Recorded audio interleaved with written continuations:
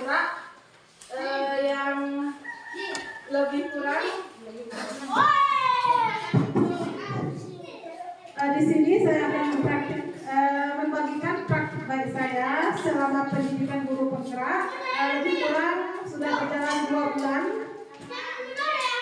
Di sini saya akan menyampaikan diseminasi modul 1-4 yaitu budaya positif.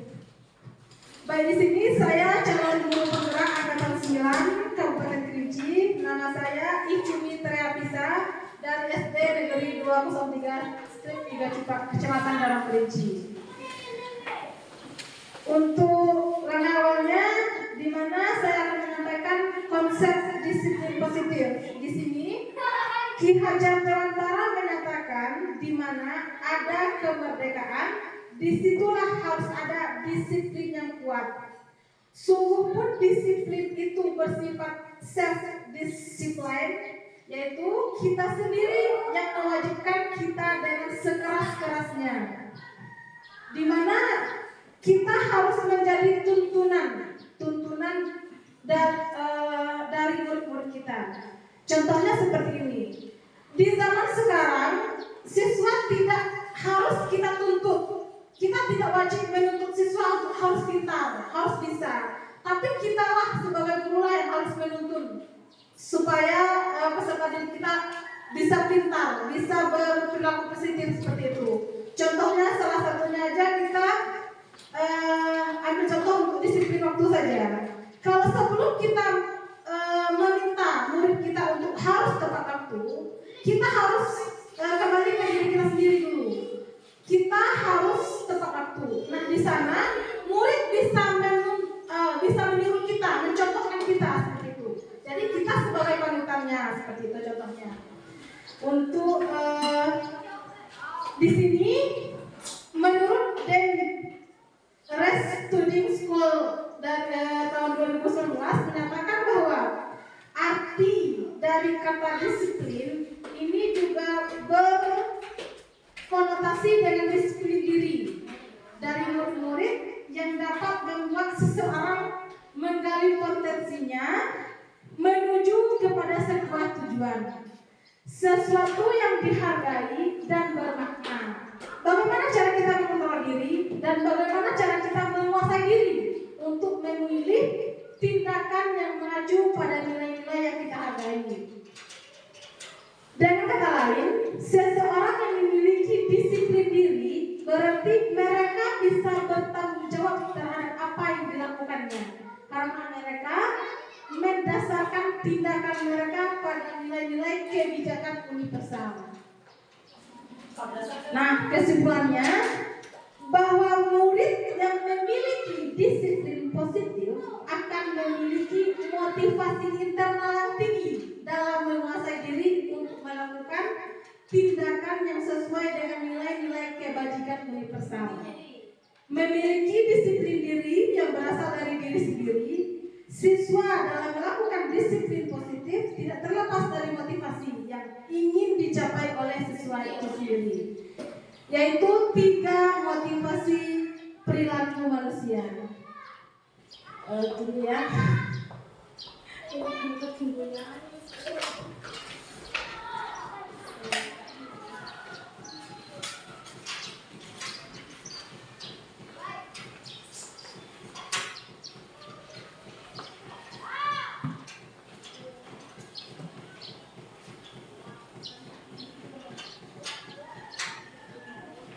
Nah, di sini menurut Deng Gosen dalam bukunya yaitu motivasi perilaku manusia itu ada 3. Yang pertama, untuk menghindari ketidaknyamanan atau hukuman. Jadi motivasi siswa itu, motivasi dia bisa datang ke sekolah lebih cepat itu kenapa? Karena dia menghindar dari hukuman, dia takut dihukum guru seperti itu. Itu motivasi yang pertama. Yang kedua itu motivasi untuk mendapatkan imbalan atau penghargaan dari orang lain. Contohnya siswa yang rajin datang ke sekolah tadi ingin dihargai temannya, wah kamu rajin sekali, wah kamu hebat seperti itu. Dan yang ketiga itu motivasi untuk menjadi orang yang mereka inginkan dan menghargai terpercaya, yaitu di mana mereka bisa menjadi motivasi dari teman yang lain seperti itu. Baik, berikutnya, nah di sini ada keyakinan kelas. Di dalam kelas sekarang tidak lagi berlaku peraturan kelas seperti itu. Dengan kata lain dilarang, jangan, itu tidak boleh seperti itu. Kalau kita memakai kata dilarang atau jangan, itu membuat siswa itu semakin angkuh seperti itu untuk melakukan kesalahan lagi.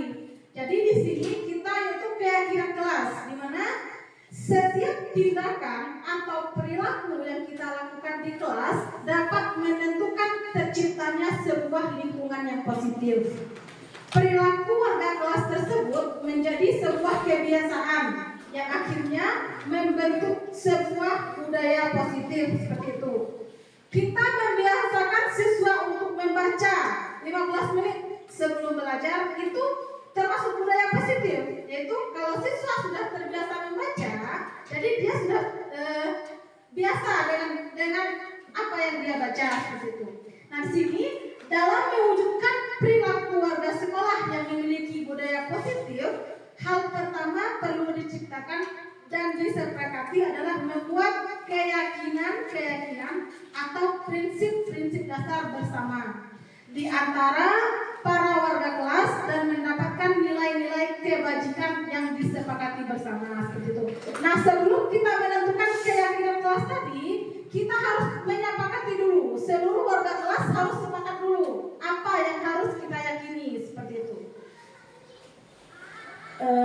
Berikutnya, nah di sini kebutuhan dasar manusia. Nah di sini kita sebagai manusia tuh mempunyai 5 kebutuhan dasar yang kita miliki seperti itu. Yang pertama, bertahan hidup. Nah, di mana kita harus bisa bertahan hidup di sini, survival seperti itu. Yang kedua, kasih sayang dan rasa diterima. Kita sebagai manusia pasti ingin memiliki rasa kasih sayang dan diterima seperti di sekolah. Kalau seandainya kita sebagai guru datang ke sekolah hanya datang saja dan pulang, datang lalu pulang, itu rasanya tidak ada rasa diterima di sekolah seperti itu. Nah, di mana kita merasa nyaman berada di lingkungan tersebut, itu kebutuhan dasar kita sebagai manusia seperti itu. Dan yang ketiga yaitu kebutuhan penguasaan seperti itu. Nah, kita juga butuh kebutuhan penguasaan itu, kita pengakuan atas kemampuan kita. Jadi kita harus berkuasa, kita mengaku berkuasa, kita mengaku bisa, seperti mampu dengan apa yang kita lakukan seperti itu. Seperti seorang guru kelas, seperti dia menguasai kelas tersebut, jadi dia mengaku mampu menguasai di kelas yang dia ampu seperti itu. Dan yang keempat, kebebasan, yaitu kebutuhan akan pilihan. Nah, di sini kita sebagai guru juga tidak mau dikekang seperti itu. Kita juga butuh kebebasan. Nah, begitu juga dengan siswa kita. Tidak harus kita kekang guru kita. Apa yang mereka mau? Sekarang sudah memakai kurikulum merdeka. Nah, kita harus berkolaborasi dengan siswa kita bahwa kita apa yang harus kita lakukan. Mau belajar seperti apa yang kalian inginkan seperti itu. Dan yang kelima yaitu kebutuhan dasar kesenangan. Di mana kebutuhan untuk merasa senang seperti itu. Dan kita juga harus pada diri kita juga menuntut kita untuk selalu merasa senang seperti itu, agar kita tidak jenuh di sekolah, siswa juga tidak jenuh di kelas seperti itu. Nah, sini sebelumnya mari kita tonton videonya terlebih dahulu yang mengatakan ini tuh ya.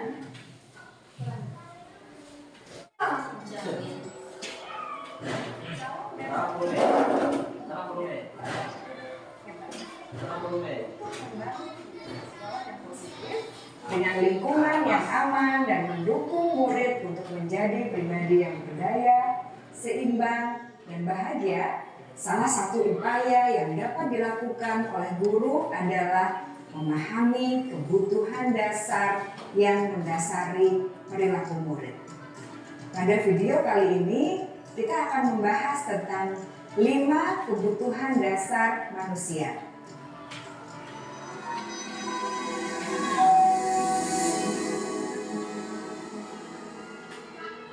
Ki Hajar Dewantara dalam salah satu kutipannya menyatakan, kita ambil contoh perbandingannya dengan hidup tumbuh-tumbuhan.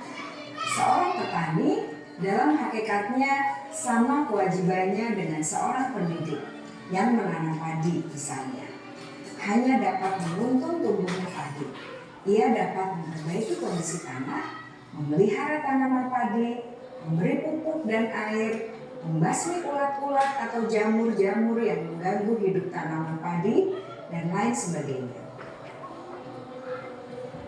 Ketika guru memahami kebutuhan apa yang mendasari perilaku murid, dan guru berusaha menuntun dan mendukung murid dalam memenuhi kebutuhannya secara positif, pada hakikatnya guru tersebut ibarat seorang petani yang sedang berusaha memahami kebutuhan masing-masing tanaman, dan ia berusaha memenuhi kebutuhan tanaman tersebut agar dapat tumbuh dengan subur dan maksimal.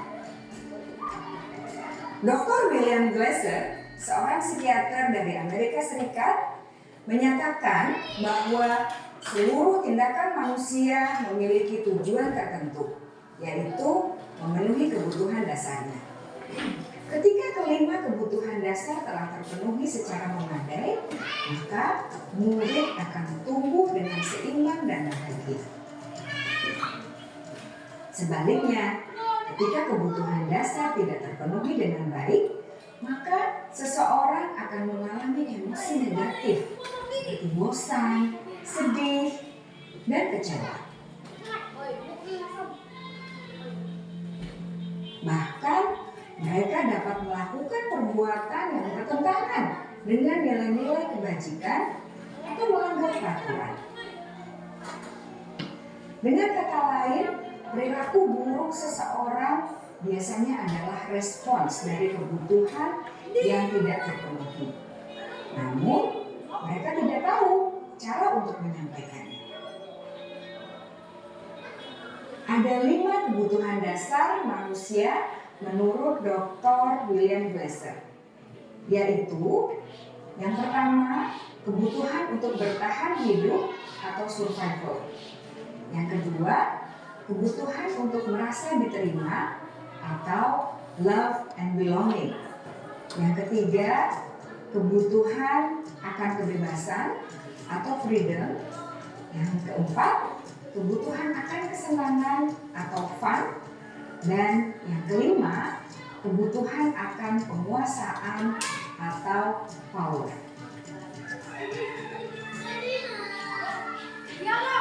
Kebutuhan dasar yang pertama adalah kebutuhan yang bersifat fisiologis untuk bertahan hidup atau survival. Misalnya, kesehatan, rumah, dan makanan. Kebutuhan biologis sebagai bagian dari proses reproduksi termasuk kebutuhan untuk tetap bertahan hidup. Kebutuhan untuk merasa aman juga termasuk dalam kebutuhan ini.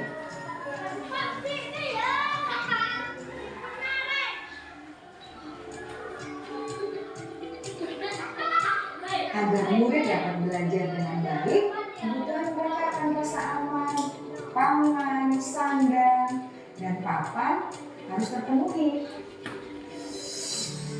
Bagaimana mungkin mereka dapat belajar dengan baik bila mereka datang ke sekolah dengan perut yang lapar atau bila rumah mereka kebanjiran?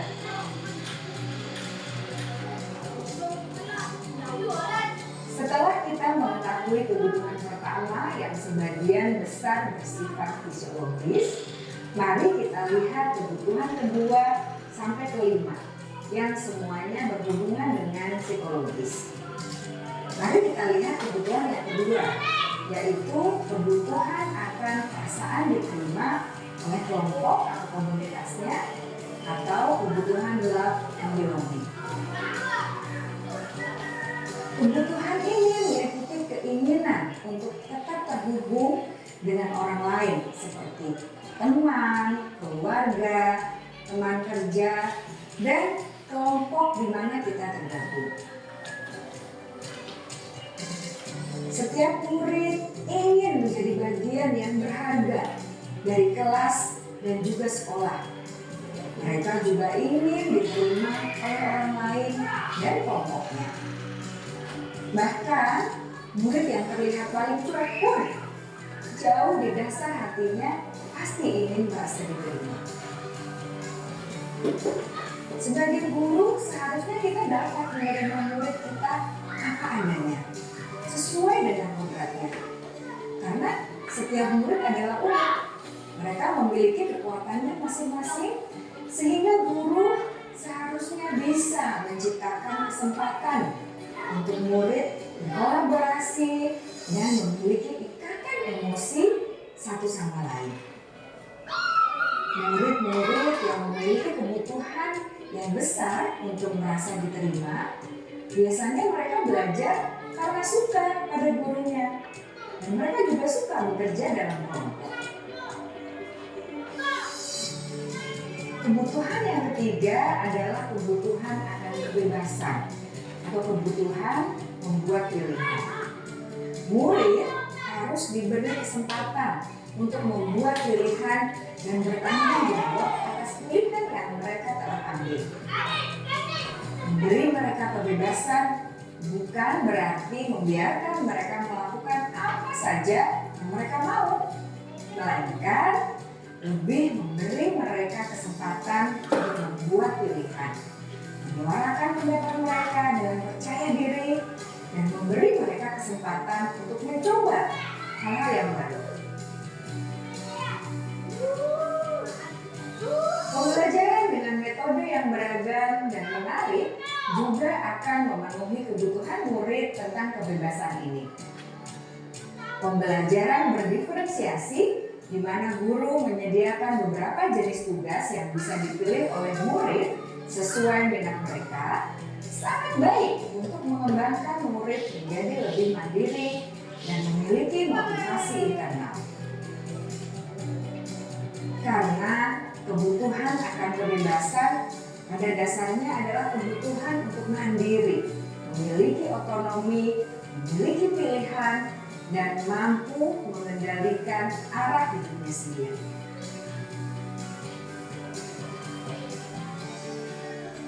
Kebutuhan yang keempat adalah kebutuhan akan kesenangan. Bayangkan Bapak Ibu, hidup tanpa rasa senang, betapa menyedihkannya. Glasser menghubungkan kebutuhan akan kesenangan dengan belajar.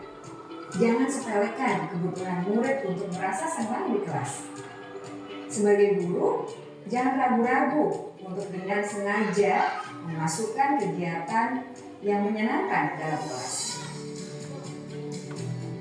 Murid-murid dengan kebutuhan dasar kesenangan yang tinggi ingin menikmati apa yang mereka lakukan. Mereka juga konsentrasi tinggi saat mengerjakan hal-hal yang disenangi.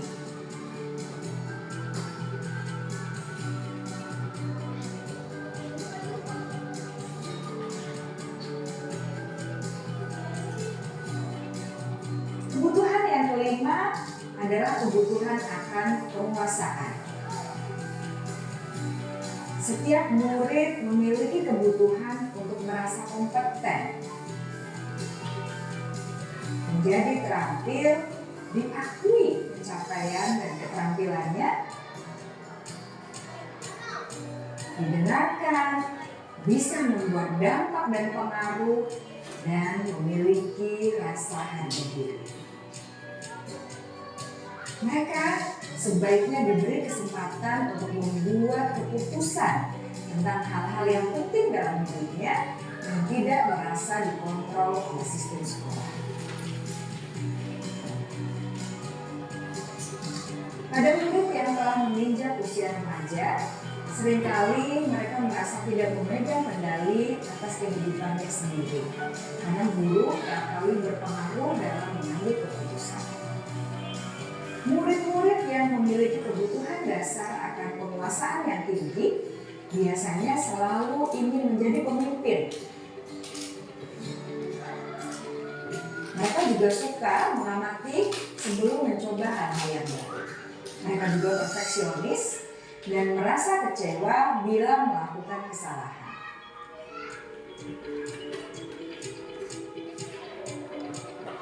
Ibu dan Bapak guru sangatlah penting bagi kita untuk mengetahui kebutuhan dasar murid-murid agar kita memahami alasan dibalik sikap dan tingkah laku mereka.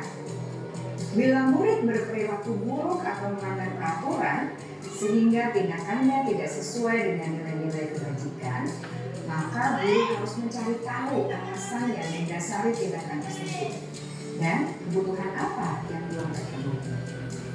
Melalui percakapan dengan guru dalam pendekatan disiplin positif, murid dapat diajak untuk bersikap efektif dalam mengawali kebutuhan-kebutuhan yang berusaha mereka penuhi dan mendasari tindakan mereka. Jika guru mengabaikan perilaku guru dan murid, maka perilaku tersebut akan berpengaruh pada suasana kelas yang kurang kondusif dan akan berpengaruh pada tujuan dari pendidikan itu sendiri. Ibu bapak guru hebat, mari kita menjadi guru yang lebih baik dengan memahami kebutuhan dasar murid-murid kita yang senantiasa membimbing mereka untuk menjadi pribadi yang berdaya, seimbang, dan bahagia. Salam dan bahagia, Ibu dan Bapak Guru.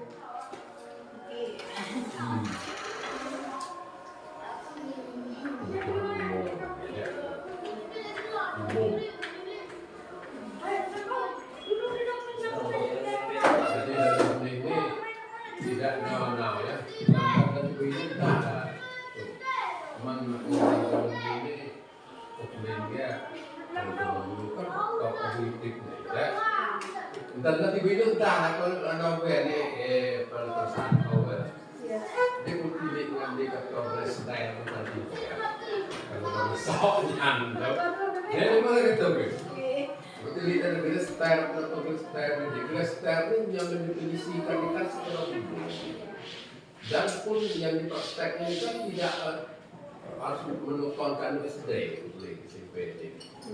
Dan kalau di dalam dalam ini, jadi yang kebutuhan mendasar itu apakah manusia itu di umur berapa? Misalnya yang umur sekian ini perlu tahu.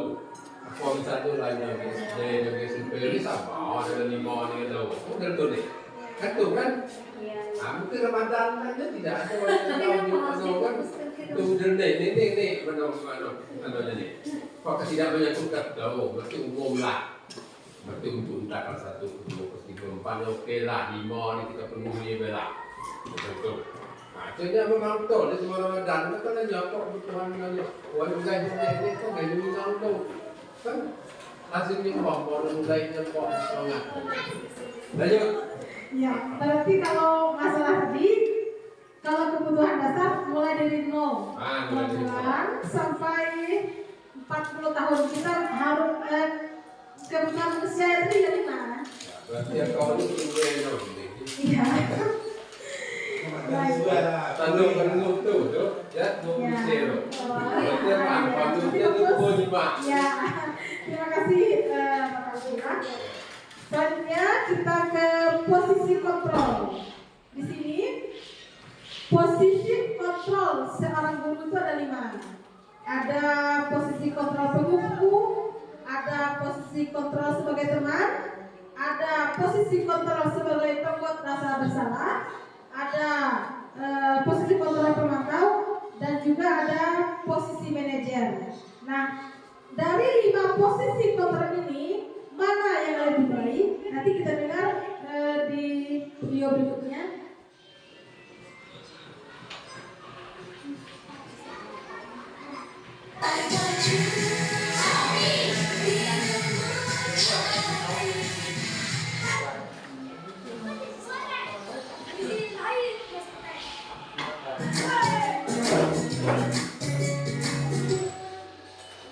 Salam bahagia Ibu dan Bapak Guru hebat. Dalam penerapan disiplin positif restitusi, salah satu program yang dikembangkan adalah 5 posisi kontrol. 5 posisi kontrol dalam restitusi adalah proses perjalanan seorang pendidik agar dapat mengenali dirinya, Pada video kali ini, kita akan membahas tentang 5 posisi kontrol yang dikembangkan oleh Diane Dawson dan contoh penerapannya.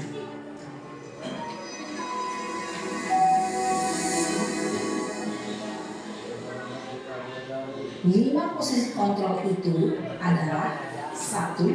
Posisi penghukum, 2. Posisi pembuat merasa bersalah, 3. Posisi teman, 4. Posisi pemantau atau monitor, dan 5. Posisi manajer. Untuk lebih memahami kelima posisi tersebut, mari kita saksikan kasus Naren yang terlambat hadir 20 menit di sekolah dan melihat bagaimana kelima posisi kontrol dalam menghadapi masalah tersebut.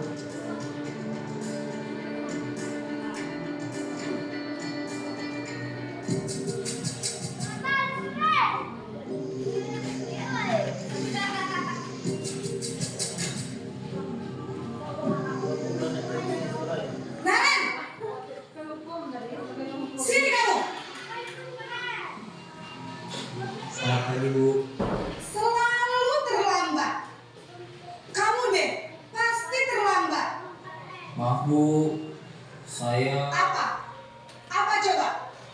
Alasan kamu apa lagi? Kapan sih kamu tidak terlambat? Malas sekali ya kamu jadi anak.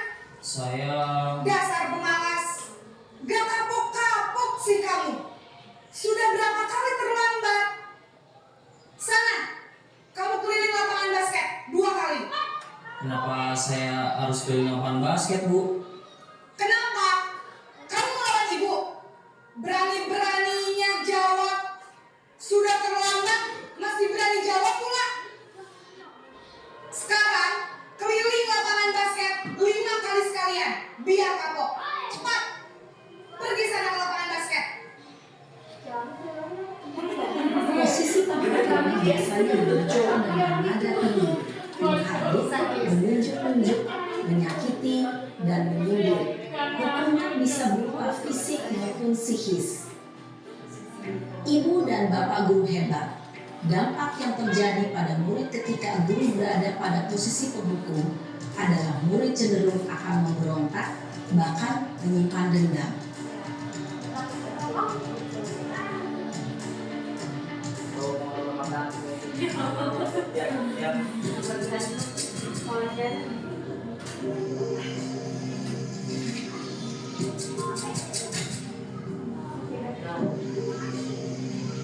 Naren, Di posisi itu lagi, posisi rasa bersalah. Selamat pagi, Bu. Naren. Kamu kenapa terlambat lagi, nak? Ya Tuhan, Naren. Kamu senang ya bikin ibu susah ya? Kalau kamu terlambat lagi, nanti ibu yang ditegur bapak kepala sekolah, nak. Disangka ibu tidak bisa membina kamu. Duh, gimana ini? Maaf, Bu. Duh, Gusti Naren. Kamu suka ya kalau ibu ditegur bapak kepala sekolah? Terus, sekarang ibu harus tulis apa ini di buku absen? Ini kamu sudah sering terlambat loh. Ibu harus apa coba? Maaf, Bu. Maaf sekali. Ya sudah, lain kali jangan bikin ibu susah lagi ya nak ya. Ibu tidak akan kuat lagi kalau kamu begini terus. Bisa jantungan kalau ibu tegur bapak kepala sekolah. Sana cepat ke kelas. Maaf ya, Bu. Maaf sekali. Posisi pembuat rasa bersalah berbicara dengan nada tenang, cenderung lembut. Namun kata-kata yang diutarakan membuat murid merasa menjadi orang yang gagal, memandang buruk dirinya sendiri, merasa tidak berharga, dan tidak sanggup membahagiakan orang lain. Ketika guru mengambil posisi pembuat rasa bersalah, murid akan menganggap dirinya yang bersalah dan ia akan menyimpan emosi negatif tersebut di dalam dirinya.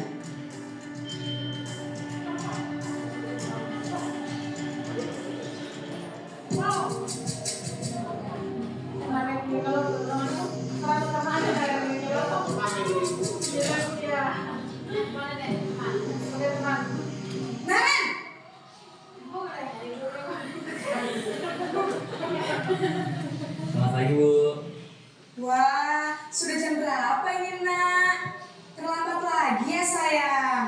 Iya Bu, habis ibu saya lupa bangunkan saya Bu.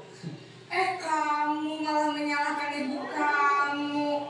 Kamu bukannya anak yang larinya paling kencang. Kok terlambat sih? Iya Bu, saya memang terlambat bangun tadi.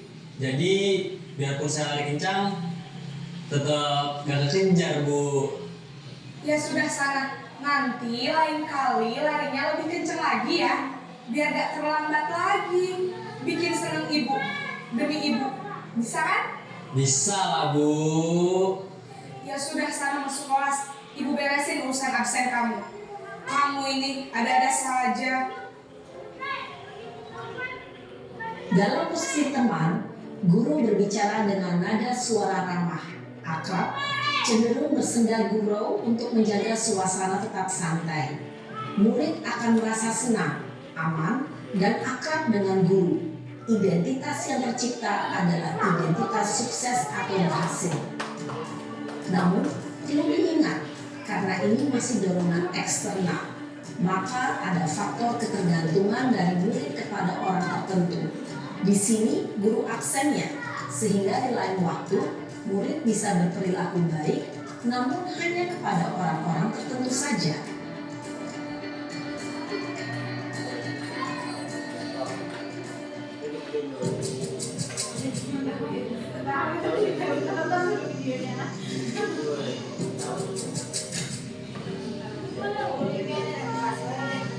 Naren!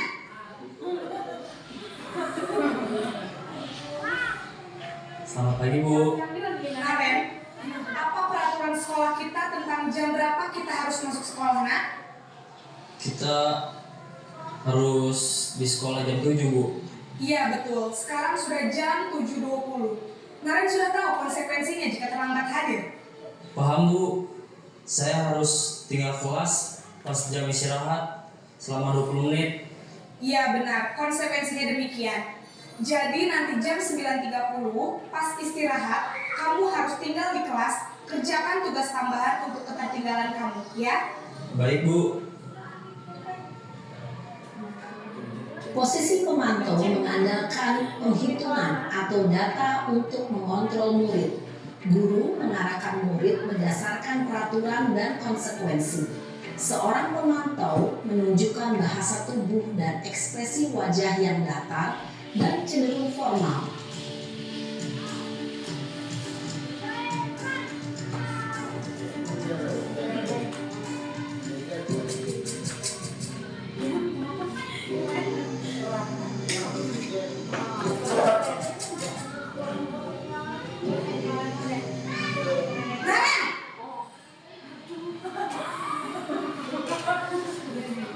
Selamat pagi Bu.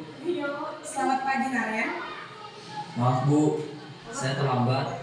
Iya, sekolah masuknya jam 7, sekarang sudah jam 7.20. Jadi sekarang bagaimana ini, Naren? Maaf Bu, saya lupa setel alarm saya semalam. Baiklah, menurut kamu, keyakinan sekolah yang mana yang perlu kamu tingkatkan? Menghargai diri sendiri dan orang lain mungkin ya Bu. Setuju. Jadi, apakah Naren meyakini prinsip saling menghormati tersebut? Iya Bu, saya meyakininya. Apakah Naren bersedia memperbaiki masalah keterlambatan ini? Bersedia Bu. Bagaimana kamu akan perbaiki masalah keterlambatan ini? Saya akan coba untuk tidak lupa menyetel alarm saya Bu. Baik, kalau Naren lupa menyetel alarm di rumah, ada orang yang kira-kira bisa bantu mengingatkan tidak? Ada Bu, kakak saya, Kak Emma. Ada lagi selain Kak Emma? Selain Kak Emma, ada ibu saya. Baik, jadi yang mengingatkan Naren adalah Kak Emma dan ibu kamu ya? Kira-kira akan mulai setel alarm kapan ya, Naren? Setelah pulang sekolah, akan segera saya lakukan. Baik, jadi Naren akan setel alarm untuk bangun besok pagi dan akan diingatkan oleh kakak dan ibunda Naren ya. Ada lagi yang mungkin perlu dilakukan, Naren, agar tidak terlambat bangun lagi? Tidak ada Bu. Baik, Naren, terima kasih untuk kerjasama kamu. Sekarang kamu perlu kembali ke kelas untuk belajar. Baik Bu, terima kasih. Posisi manajer adalah posisi kontrol yang disarankan untuk membimbing murid memiliki sikap disiplin yang positif, yaitu murid yang mandiri, bertanggung jawab, dan dapat memecahkan masalah. Tujuan dari posisi ini adalah agar murid dapat berefleksi atas tindakannya. Guru akan dengan tulus memberikan pertanyaan-pertanyaan bermakna, sehingga membuat murid dapat belajar dari kesalahannya dan mencari sebuah solusi untuk menyelesaikannya. Ibu dan Bapak guru hebat, setelah mengamati adegan kelima posisi kontrol tadi, kira-kira posisi mana yang paling ideal? Posisi mana yang dapat menunjang motivasi intrinsik murid? Ya, tentu posisi manajer. Posisi ini memang posisi ideal yang ingin dituju setiap pendidik. Pada posisi inilah, guru dapat menerapkan disiplin positif yang berpihak pada murid, yang memerdekakan murid. Perjalanan seorang pendidik tentunya tidak mudah untuk sampai pada posisi seorang manajer. Namun, tujuan kita pasti, yaitu menciptakan murid-murid yang mandiri, merdeka, dan bertanggung jawab. Semoga penggambaran 5 posisi kontrol yang telah diperlihatkan ini dapat menjadi ajang refleksi bagi kita semua.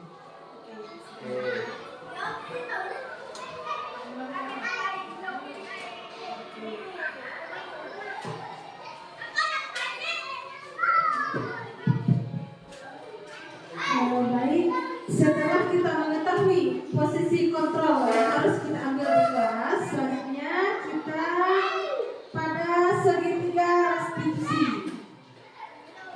Nah, di sini di mana pada segitiga restitusi, seorang guru harus ada tiga tindakan yang diambil. Yang pertama, di mana menstabilkan identitas terlebih dahulu. Dan yang kedua, validasi tindakan yang salah. Dan yang ketiga, menanyakan keyakinan seperti pada posisi kontrol manajer tadi. Yang pertama, beliau menstabilkan identitas terlebih dahulu, menstabilkan suasana anak dulu tadi.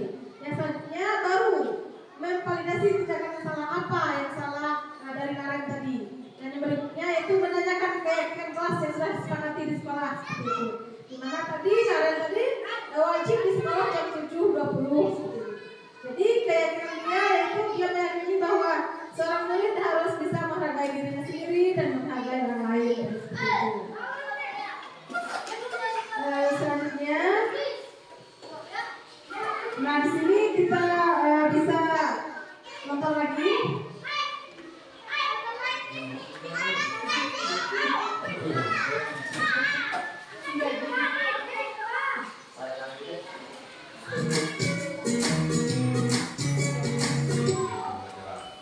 Salam dan bahagia Ibu dan Bapak guru hebat.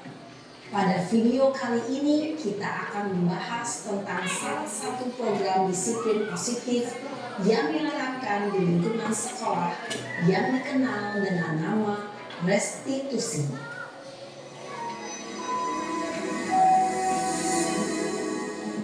William Blazer.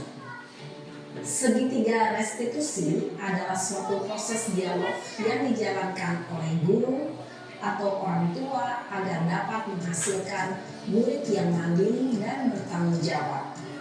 Pada saat guru di posisi manajer, aspek yang dikembangkan pada murid adalah motivasi intrinsik, sehingga penanaman nilai-nilai kebajikan dapat tumbuh dan berkembang menjadi suatu kebiasaan positif yang akhirnya membentuk karakter murid. Proses dialog ini terdiri dari 3 langkah yang digambarkan pada ketiga sisi pada segitiga restitusi. Sisi pertama adalah menstabilkan identitas. Sisi yang kedua adalah validasi tindakan yang salah. Dan sisi yang ketiga adalah menanyakan keyakinan.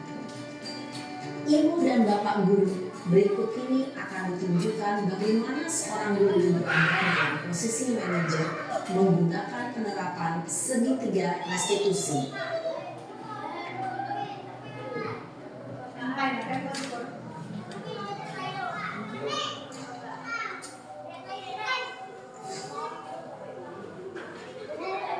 Siang Sarah. Siang Pak. Sudah lama nggak ketemu Sarah? Kenapa hari ini ada di sini? Kesel Pak, kesel banget. Masa aku dikatain tukang fitnah Pak? Ya aku marah lah. Aku balik ngatain Eka di depan kelas. Kesel banget. Oh begitu. Ya pasti kamu marah dan kesal. Bapak juga akan marah apabila ada yang menuduh Bapak seperti itu. Kemudian pada saat itu kamu mau melakukan apa? Ya saya langsung ngatain Eka lah Pak. Kesel banget. Saya bentak-bentak dia di depan teman-teman lain. Oh begitu. Pasti kamu melakukan seperti itu karena suatu alasan tertentu bukan? Iyalah, masa saya diam saja Pak? Ya saya bela diri lah. Masa saya dituduh tukang fitnah? Ya wajar lah. Mempertahankan harga diri itu sesuatu yang penting buat kamu. Untung kamu tidak bertindak lebih gegabah lagi. Hanya membentak-bentak. Iya Pak. Untung saya masih bersabar dan hanya membentak saja. Sudah gemes padahal. Saya pasti bela diri lah. Ya pasti ya. Tapi kamu memilih untuk tetap bertahan dan bersabar. Kamu memilih untuk tidak berbuat lebih parah lagi kan? Iya. Nah, sekarang coba kita lihat lagi tindakan kamu yang bentak-bentak Eka di kelas. Tindakan kamu itu kira-kira sesuai dengan keyakinan kelas atau prinsip kamu tidak? Enggak lah Pak. Capek Pak jadi pemarah. Jadi keyakinan atau prinsip mana yang kurang sesuai dengan keinginan kamu? Ya, saya sebenarnya sangat menghargai orang lain.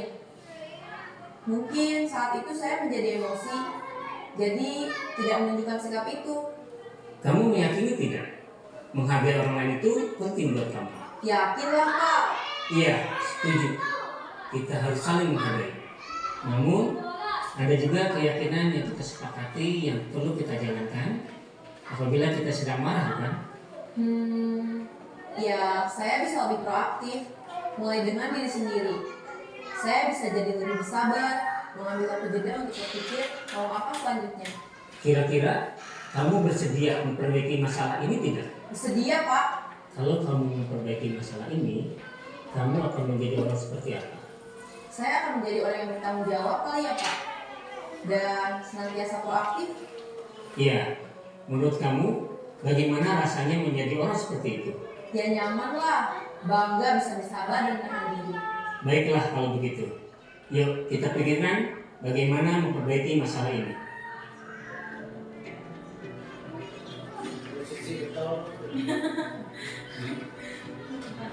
Ibu dan Bapak guru hebat, baru saja kita menyaksikan contoh bagaimana seorang guru berada dalam posisi manajer menggunakan penerapan segitiga restitusi. Mari kita bahas satu persatu. Pada sisi pertama, menstabilkan identitas berdasarkan pada prinsip bahwa membuat kesalahan adalah bagian dari proses pembelajaran. Sisi pertama dari segitiga ini berperan menggeser identitas murid dari identitas gagal ke identitas sukses. Murid yang sedang bertingkah laku yang tidak pantas atau menarik diri saat itu sedang mengalami identitas gagal. Bila kita mengkritiknya, maka posisinya tidak akan berubah. Kita bisa mengajukan pernyataan-pernyataan ini. 1. Membuat kesalahan sesuatu yang wajar. 2. Manusia tidak ada yang sempurna. 3. Kita bisa memperbaiki masalah ini. 4. Saya tidak menanyakan kesalahannya. Saya lebih fokus bagaimana memperbaiki masalah ini. 5. Apakah saat ini kamu telah menjadi orang yang baik untuk dirimu sendiri?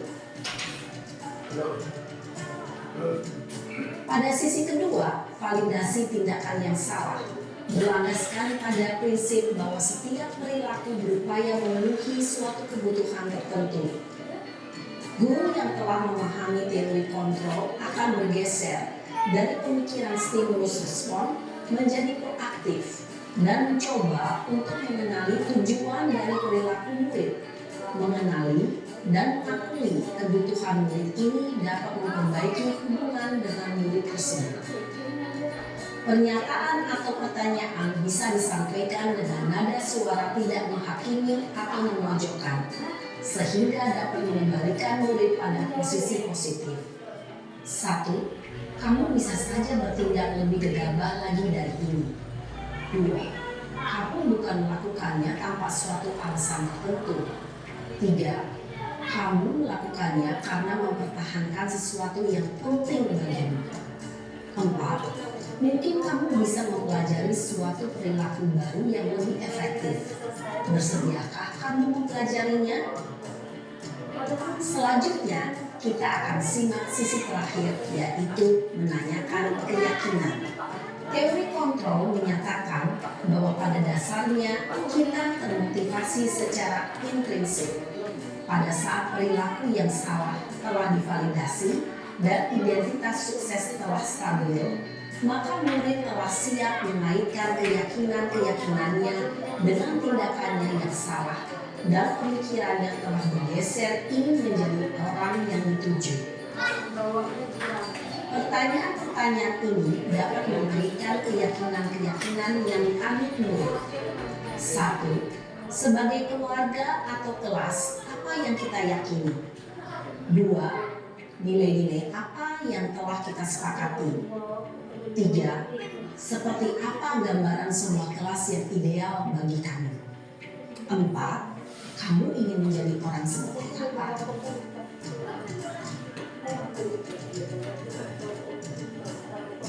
Dalam menerapkan segitiga restitusi, perlu diperhatikan beberapa hal, yaitu 1. Perilaku yang salah perlu dikaitkan dengan nilai-nilai atau keyakinan-keyakinan yang telah disepakati atau dituju. 2. Kesediaan orang yang melakukan kesalahan untuk memperbaiki masalah. 3. Pemecahan masalah sebisa mungkin relevan atau memiliki hubungan dengan masalah yang ada. 4. Usaha. Perlu adanya suatu usaha perbaikan dari pihak yang berbuat kesalahan. 5. Waktu. Perlu didedikasikan waktu dari pihak yang berbuat kesalahan. Tanyakan kapan akan mulai melakukan usaha untuk memperbaiki masalah. Dengan memahami struktur penerapan segitiga restitusi, diharapkan guru dapat menerapkan posisinya sebagai manajer dengan mengajukan pertanyaan-pertanyaan bermakna yang dapat membuat murid menjadi lebih percaya diri, bertanggung jawab, dan mandiri. Nah, Ibu Bapak Guru perlu tidaknya mengikuti ketiga tahapan dalam segitiga restitusi bergantung pada ringan beratnya suatu permasalahan. Misalnya, bila permasalahan tersebut ringan, maka tidak perlu dijalankan secara berurutan. Bahkan bisa semudah menanyakan apa keyakinan yang kita sepakati. Dengan menjalankan segitiga restitusi, dengan mengajukan pertanyaan-pertanyaan bermakna, diharapkan murid menjadi lebih kuat secara pribadi, dapat membuka wawasan murid agar dapat menyelesaikan permasalahannya sendiri, semakin percaya diri, mandiri, dan merdeka. Salam dan bahagia, Ibu Bapak Guru hebat.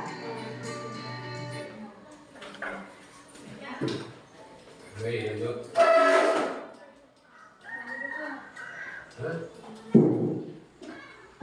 Baik, jadi itu tadi kesimpulannya di mana kita sebagai seorang guru harus menguasai pada posisi manajer seperti itu dengan menggunakan segitiga restitusi tadi. Tadi dikatakan juga bahwa kita tidak harus berurutan dari segitiga restitusi tadi, tergantung masalah berat ringannya masalah yang dihadapi anak. Seperti itu. Mungkin hanya itu yang dapat saya sampaikan. Terima kasih atas waktunya Bapak Ibu guru semuanya. Saya tutup dengan billahi fisabilillah wastabiqul khairat. Wassalamualaikum warahmatullahi wabarakatuh.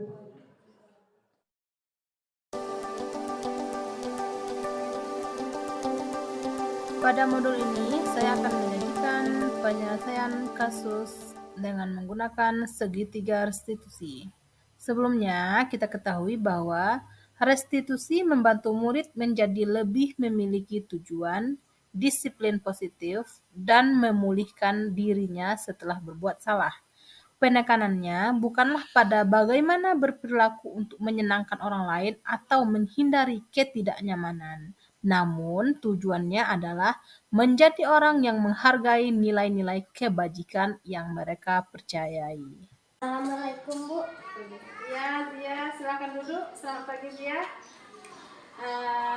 Zia, kamu tahu mengapa Ibu Cumi panggil ke sini? Mungkin berkaitan dengan tiket kelas, Bu. Nah, ya benar sekali, Zia. Tapi kemarin Zia ke sekolah, kan? Iya.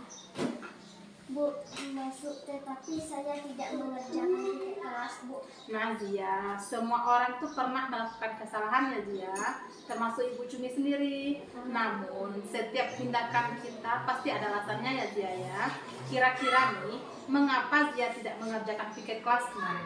Saya capek dan lapar, Bu. Soalnya pagi tadi lupa minta uang jajan.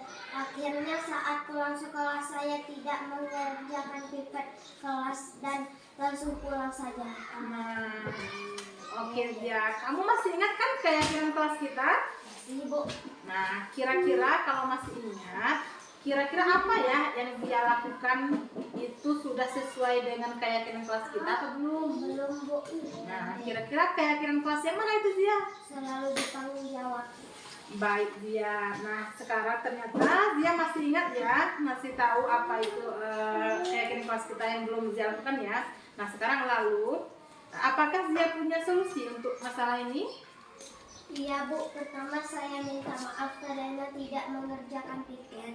Ya. Kedua, saya akan ingat untuk minta jajan dulu sebelum ke sekolah. Ya, oke. Dan yang ketiga, saya akan menyediakan tiket kelas lebih awal, yaitu sepulang dari sekolah.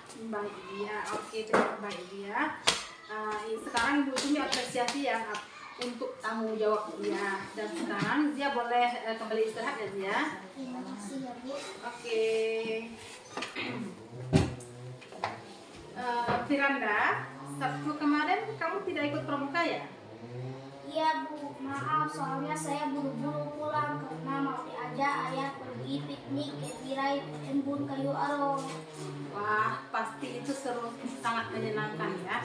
Ibu Cumi juga pasti akan senang sekali jika diajak piknik. Namun, apakah Firanda tahu apa yang Firanda lakukan itu sudah sesuai apa belum dengan aturan sekolah kita? Tidak, Bu. Soalnya saya tidak ikut pramuka tanpa izin.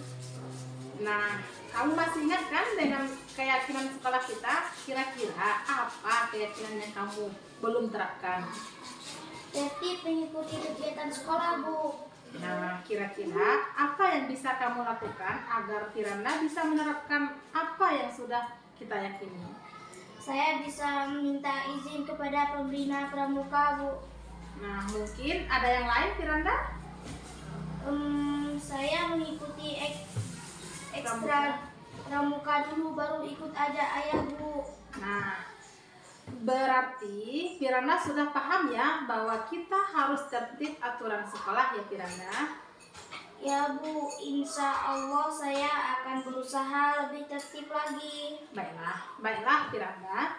Sekarang Firanda boleh kembali ke kelas ya. Baik, Bu Cumi, terima kasih, permisi. Baik, silakan.